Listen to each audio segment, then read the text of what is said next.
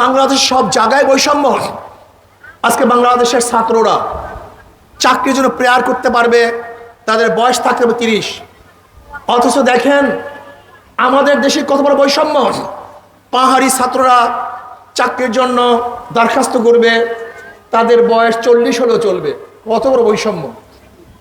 আমাদের সাধারণ ছাত্ররা চাকরির জন্য দরখাস্ত করলে তাদের বয়স হতে হবে 30, আর পাহাড়িরা দরখাস্ত করলে তাদের বয়স 40।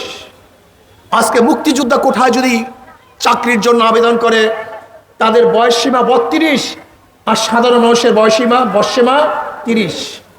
আজকে হাজারো দেশের মধ্যে 162টা দেশের মধ্যে চাকরির আবেদনের বয়সসীমা কোনো দেশে 35, কোনো দেশে 40, আর কোনো দেশে কোনো বয়সসীমাই নেই।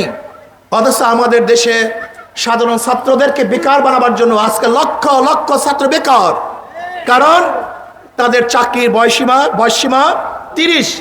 অথচ একজন ছাত্র যখন বুয়েট থেকে, মেডিকেল থেকে, ইউনিভার্সিটি থেকে বের হয়, তার বয়স হয়ে যায় 27 বা 28। তখন সে যদি 30 বছরের মধ্যে চাকরির আবেদন করতে হয়, চাকরি পাবে কিভাবে আমাকে বলুন তো? অবশ্যই চাকরির বয়সসীমা বাড়াতে হবে, কমপক্ষে 35 বছর করতেই হবে। আমরা চাই 40 বছর করা হোক। যেরকম অন্যান্য কান্ট্রির মধ্যে কোনো বয়সসীমা নাই, আমাদের দেশেও যদি বয়সসীমা না থাকে, তাহলে হাজারো হাজারো যুবকরা চাকরিজীবী হবে, আমাদের আর্থিক উন্নয়ন হবে। এবং আমাদের যেই সমাজগুলির মধ্যে দুর্ভিক্ষ চলতেছে, যারা বেকার থাকার কারণে চরিত্র খারাপ হচ্ছে, তাদের চরিত্র খারাপ হবে না, তাদের চরিত্র ভালো হয়ে যাবে। এই জন্য আপনারা কি মনে করেন চাকরির বয়সসীমা কত হওয়া দরকার? কমপক্ষে 35 থেকে 40। সবাই রাজি আছে ইনশাআল্লাহ? কে কে রাজি? হাত তোলেন।